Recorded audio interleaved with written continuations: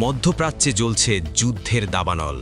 একদিকে মার্কিন সাম্রাজ্যবাদের অহংকার, অন্যদিকে ইরানের প্রতিরোধের আগুন।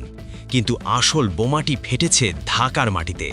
ঠিক ৪৫ বছর আগে শহীদ প্রেসিডেন্ট জিয়াউর রহমান যেভাবে ইরান ইরাক যুদ্ধ থামাতে বিশ্বমঞ্চে বীর দর্পে দাঁড়িয়েছিলেন, আজ তার ছেলে তারেক রহমান কি সেই একই পথে হাঁটছেন? সারা বিশ্ব যখন ধ্বংসের অপেক্ষায় তটস্থ, তখন মুসলিম বিশ্বের হয়ে এক গোপন মিশনে নেমেছেন বাংলাদেশের প্রধানমন্ত্রী তারেক রহমান। ডোনাল্ড ট্রাম্প আর ইরানের মধ্যে মধ্যস্থতা করতে পর্দার আড়ালে শুরু হতে যাচ্ছে এক দুর্ধর্ষ কূটনীতি। তবে কি বাংলাদেশের হাত ধরেই থামবে এই বিধ্বংসী লড়াই? আজ আমরা ফাঁস করব তারেক রহমানের সেই গোপন মিশনের রোমহর্ষক সব তথ্য। শেষ পর্যন্ত সাথে থাকুন, কারণ আজ এমন কিছু তথ্য আপনি জানবেন যা কূটনৈতিক এলাকার চার দেয়ালের বাইরে আসতে দেওয়া হয় না। ইতিহাস যেন বারবার ফিরে আসে। চলুন ফিরে যাই ১৯৮১ সালে। মুসলিম উম্মার দুই স্তম্ভ ইরাক ও ইরান তখন মরণপন্ন যুদ্ধে লিপ্ত। এমন অবস্থায় ওআইসি যখন দিশেহারা, তখন ত্রাণকর্তা হিসেবে আবির্ভূত হয়েছিলেন বাংলাদেশের তৎকালীন প্রেসিডেন্ট জিয়াউর রহমান। তিনি কেবল বাংলাদেশের প্রেসিডেন্ট ছিলেন না, তিনি ছিলেন মুসলিম বিশ্বের ঐক্যের প্রতীক ও ওআইসির পিস কমিটির গুরুত্বপূর্ণ সদস্য। তিনি তেহরানে গিয়ে ইরানের তৎকালীন সুপ্রিম লিডার আয়াতুল্লাহ খোমেনির পেছনে দাঁড়িয়ে নামাজ পড়েছিলেন।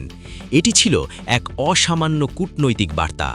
জিয়াউর রহমান তার সেই সফরে ইরানকে বুঝিয়েছিলেন যে মুসলিমদের প্রাণ গেলে কেবল শত্রুদেরই লাভ হয়। তিনি খোমেনিকে যুদ্ধ বন্ধের আহ্বান জানান।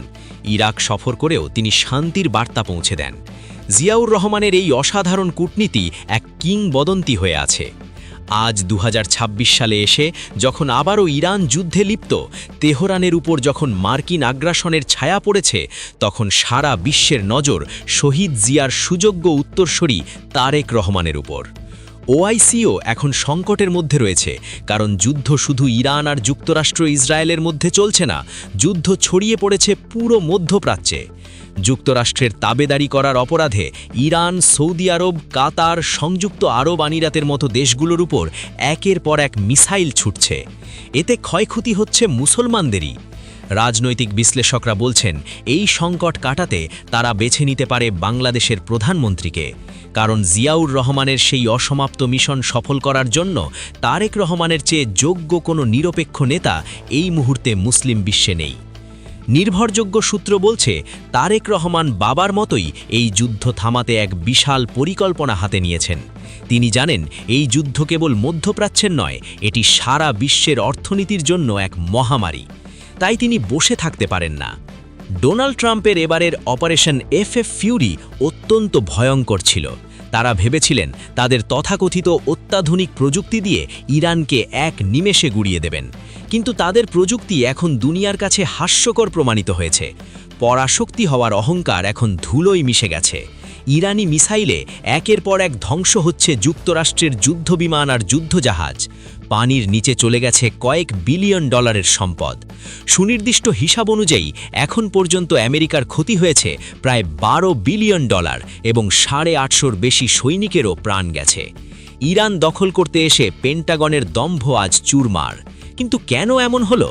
কারণ ইরান নিজেদের ভান্ডার থেকে নতুন নতুন অস্ত্র বের করছে, যা পশ্চিমারা কল্পনাও করতে পারেনি। তার উপর সরাসরি যুদ্ধে না জড়ালেও আড়াল থেকে ইরানকে প্রযুক্তিগত সহায়তা আর যুদ্ধের গোপন তথ্য দিয়ে সাহায্য করছে চীন আর রাশিয়া।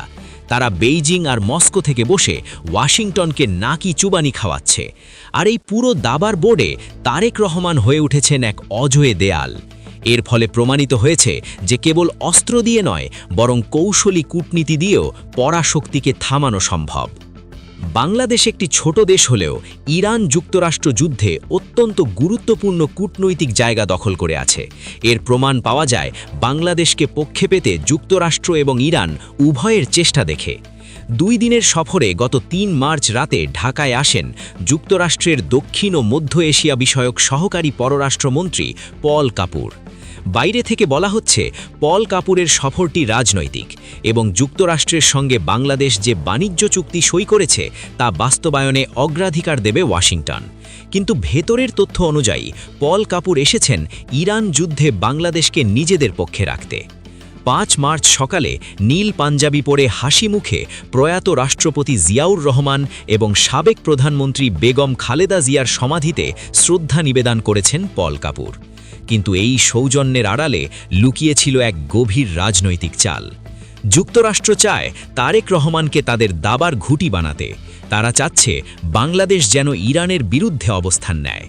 বাণিজ্যের লোভ আর রাজনৈতিক বৈধতার টোপ দিয়ে ওয়াশিংটন চাইছে তারেক রহমানকে হাতে রাখতে। পল কাপুর যখন বিএনপি এবং জামাতের নেতাদের সাথে রুদ্ধদ্বারে বৈঠকে বসলেন, তখন তার হাসি মুখের আড়ালে ছিল এক প্রচ্ছন্ন হুমকি। তিনি ভেবেছিলেন বাংলাদেশের নেতাদের পকেটে পুড়ে ফেলবেন। এটি ছিল একবিংশ শতাব্দীর এক নতুন সাম্রাজ্যবাদ। তারা চেয়েছিল আমাদের আকাশপথ ব্যবহার করে ইরানে হামলা চালাতে। কিন্তু পল কাপুর জানতেন না, তিনি যার সাথে দরাদরি করছেন তার ধমনীতে বইছে শহীদ জিয়ার রক্ত। তারেক রহমানের পররাষ্ট্রমন্ত্রী খালিলুর রহমান পল কাপুরকে এক দাঁত ভাঙা জবাব দিয়েছেন। তিনি পরিষ্কার জানিয়ে দিয়েছেন, যুক্তরাষ্ট্রকে অবশ্যই কূটনৈতিক পথে ইরানের সঙ্গে চলমান যুদ্ধে সমাধান করতে হবে। ঢাকার এই সাহসী অবস্থান ট্রাম্প অ্যাডমিনিস্ট্রেশনকে কাঁপিয়ে দিয়েছে। রাজনৈতিক বিশ্লেষকরা বলছেন, ওআইসির বিশেষ দূত হিসেবে এমন দুঃসাহসী তারেক রহমানই উপযুক্ত ট্রাম্প এবং তেহরানের মধ্যে সংযোগ সেতু হিসেবে কাজ করার। বিশেষ সূত্র নিশ্চিত করেছে, তারেক রহমান অত্যন্ত মুসলিম উম্মার প্রতি সহানুভূতিশীল। মুসলিম উম্মার উপর কোনো আঘাত তিনি সহ্য করতে পারেন না। তাই পর্দার আড়ালে তিনি এমন এক ছক কষেছেন যেখানে ইরানের সার্বভৌমত্ব রক্ষা পাবে এবং যুক্তরাষ্ট্রের মুখ রক্ষা হবে। যুক্তরাষ্ট্রের কথাও তাকে ভাবতে হচ্ছে, কারণ বাংলাদেশের বিশাল বাণিজ্য রয়েছে দেশটির সাথে। বাংলাদেশের তৈরি পোশাকের সবচেয়ে বড় বাজার যুক্তরাষ্ট্র, আর এটি সেই দুর্ধর্ষ কূটনীতি যা ট্রাম্পকে নতুন করে ভাবতে বাধ্য করছে। তারেক রহমান প্রমাণ করে দিচ্ছেন তিনি পিতার মতোই দুর্ধর্ষ কূটনীতিক। তিনি সব ষড়যন্ত্রের জাল ছিন্ন করে বিশ্বমঞ্চে এক স্বাধীন নেতা হিসেবে আবির্ভূত হতে প্রস্তুত। অন্যদিকে ইরানও সরাসরি বাংলাদেশের সমর্থন চেয়েছে। পল কাপুর ঢাকায় থাকা অবস্থাতেই গত 3 মার্চ এক সংবাদ সম্মেলন করেছেন ইরানি রাষ্ট্রদূত জলিল রহিমি জাহানাবাদী। ইরান যুদ্ধে বাংলাদেশ দেওয়া তথাকথিত নিরপেক্ষ প্রেস রিলিজে স্পষ্ট বিরক্তি প্রকাশ করেন ইরানি রাষ্ট্রদূত। তিনি বলেন, ইরান যুদ্ধে ইস্যুতে বাংলাদেশ সরকার এবং পররাষ্ট্র মন্ত্রণালয়ের 2টি বিবৃতি আমরা দেখেছি। তবে আমরা আশা করি যে বাংলাদেশ যেহেতু একটি ইসলামিক দেশ, মুসলিম দেশ, ওআইসি সহ জোট নিরপেক্ষ আন্দোলন ন্যামের সদস্য দেশ, সেই হিসেবে বাংলাদেশ একটি আগ্রাসী শক্তির সরাসরি নিন্দা বা এর প্রতিবাদ করবে। ইরান কোনো দেশের কাছ থেকে কোনো লজিস্টিক সাপোর্ট চায় না। তিনি বলেন, আমরা শুধু চাই যে একটা মুসলিম দেশ আক্রান্ত একটা মুসলিম দেশের প্রতি তারা সহানুভূতি এবং সমর্থন প্রকাশ করুক। বাংলাদেশের জনগণ আর মুসলিম সেন্টিমেন্ট এখন ইরানের পক্ষে। চায়ের টেবিল থেকে সোশ্যাল মিডিয়া সবখানে আজ একটি ইস্যু, ইরানের পাশে দাঁড়াও। মানুষ চায় তারেক রহমান যেন কেবল দর্শক না হয়ে বাবার মতো গর্জে উঠুন। আমেরিকার নিষেধাজ্ঞার ভয় আছে ঠিকই, কিন্তু বাংলার মানুষ এখন আর কারো দাস নয়। তারা রাজপথে নেমে তাদের দাবি জানাচ্ছে। তারেক রহমান জনগণের এই স্পন্দন বুঝতে পেরেছেন। তিনি জানেন আমেরিকার নিষেধাজ্ঞা আসতে পারে, অর্থনৈতিক চাপ আসতে পারে, কিন্তু তাকে সুস্পষ্ট অবস্থান নিতে হবে, কারণ তিনি বাংলার মানুষের ভোটে প্রধানমন্ত্রীর চেয়ারে বসতে পেরেছেন।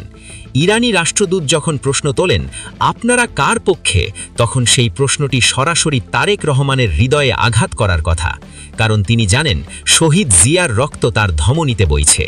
তাই তো কৌশলে তিনি একদিকে যুক্তরাষ্ট্রকে বার্তা দিচ্ছেন, অন্যদিকে ওআইসিকে সাথে নিয়ে একটি বৈশ্বিক প্রতিরোধ গড়ে তুলছেন। এটি কেবল একটি কূটনৈতিক লড়াই নয়, এটি একটি ইমানি লড়াই। ৪৫ বছর আগে জিয়াউর রহমান যা শুরু করেছিলেন, তারেক রহমান কি তা পূর্ণতা দেবেন? ইতিহাস কি তাকে শান্তির নায়ক হিসেবে স্মরণ করবে? বর্তমান ভূ রাজনীতির এই জটিল দাবার ঘুঁটিতে তারেক রহমানের একটি চাল বদলে দিতে পারে সারা বিশ্বের ভাগ্য।